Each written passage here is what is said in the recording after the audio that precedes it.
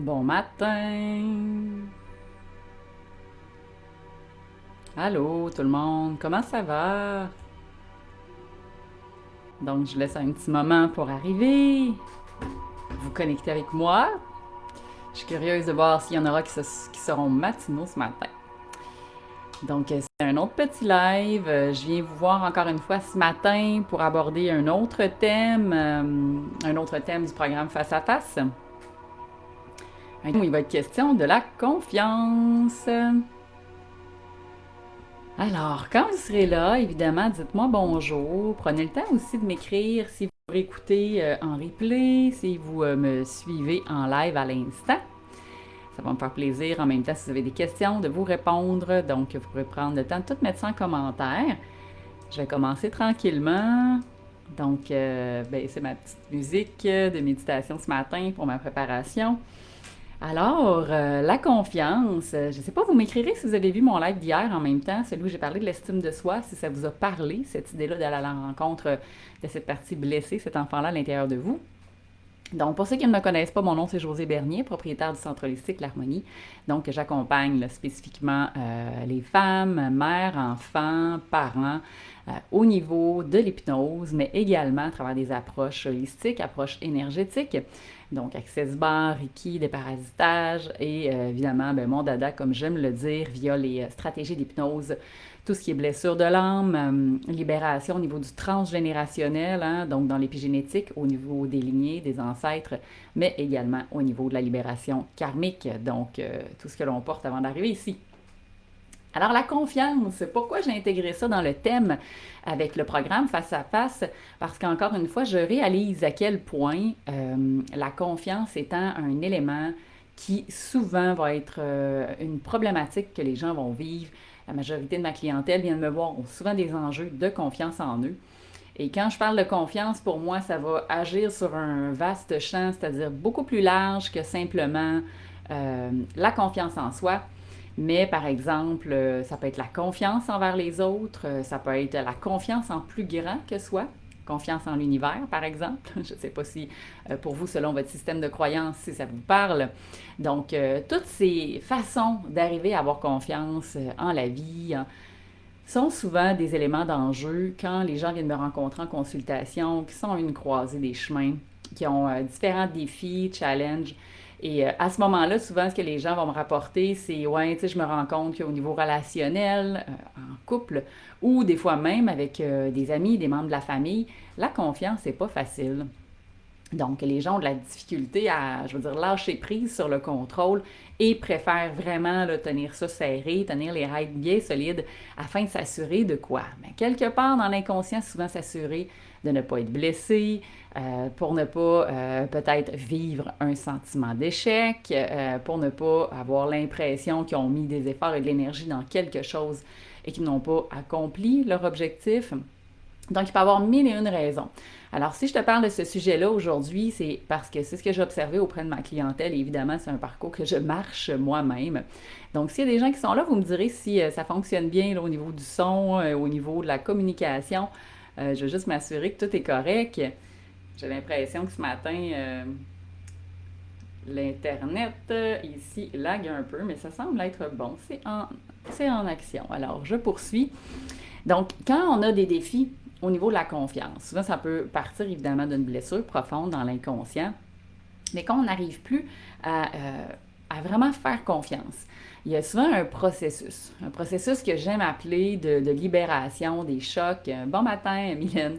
Merci de me confirmer que c'est correct et que tu m'entends bien.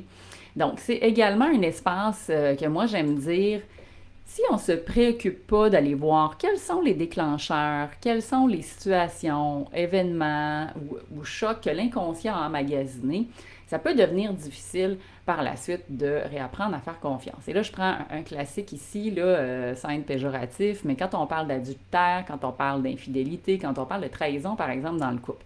Bien, une femme, par exemple, qui aurait vécu ça dans une relation, qui l'aurait vécu dans une deuxième relation, qui l'aurait peut-être vécu dans une troisième relation, et si en plus d'autres personnes de sa famille l'ont un jour vécu, ce qui va venir imprégner davantage dans l'épigénétique, ça se peut que cette femme-là, même si on lui dit dans une relation avec un homme qu'elle aime, puis qu'elle elle estime vraiment être l'homme pour elle de sa vie, ça se peut-tu que quelque part, ce soit plus fort qu'elle dans son inconscient, puis qu'elle ait peur, qu'elle développe peut-être de la jalousie, qu'elle ait le sentiment, dans le fond, de ne pas être assez, qu'elle ait peur de se faire abandonner.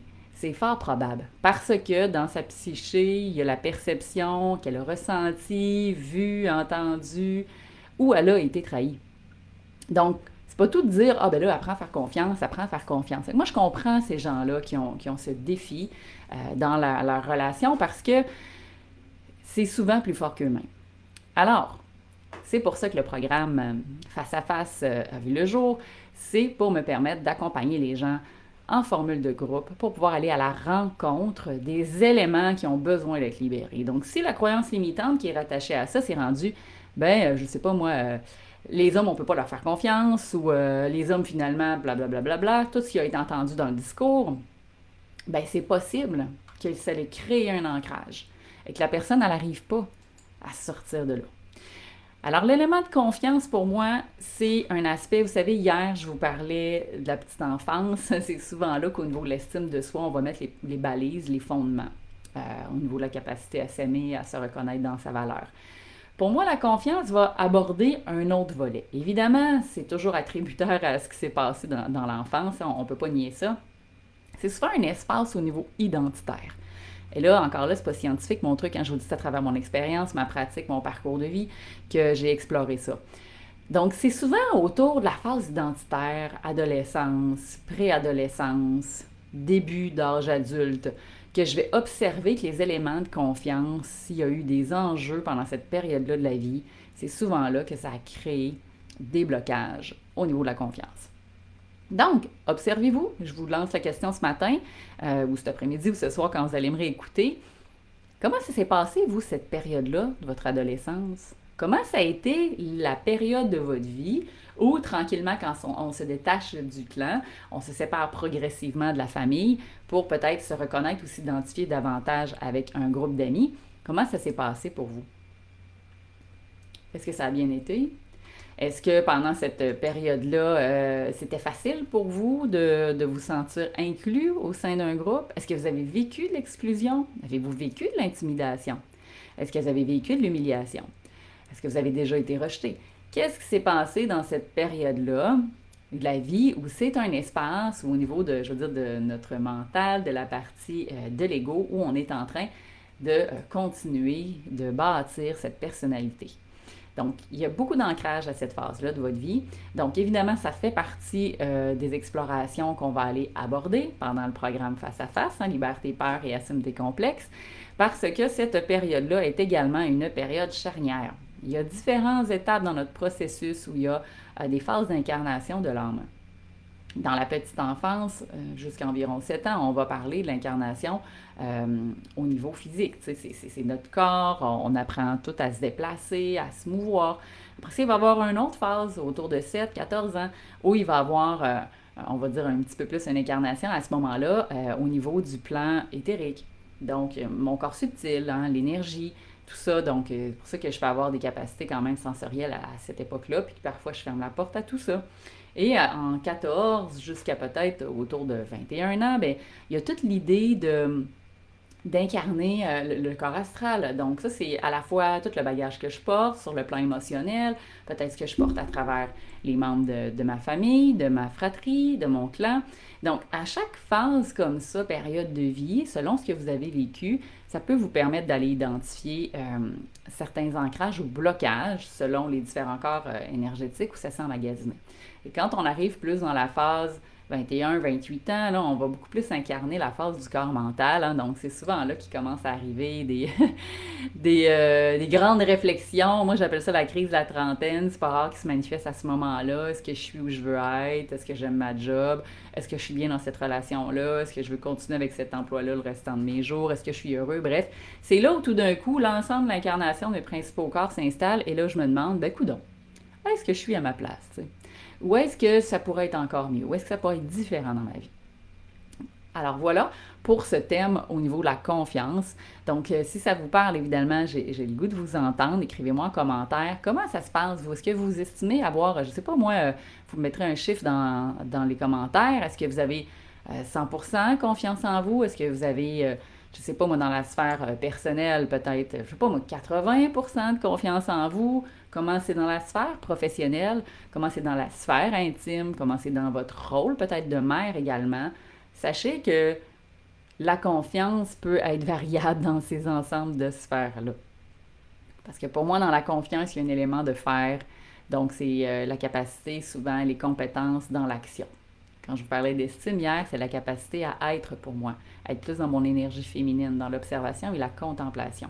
Donc, ce sont deux aspects qui, même s'ils sont liés, fonctionnent main dans la main, qui sont très complémentaires, peuvent avoir une incidence l'une sur l'autre, dépendamment, évidemment, de où vous vous situez à ce niveau-là. Donc, c'est ce que j'avais le goût de vous partager. Donc, tu pourras m'écrire également, Mylène, tu es là avec moi si ça te tente de m'écrire dans le chat.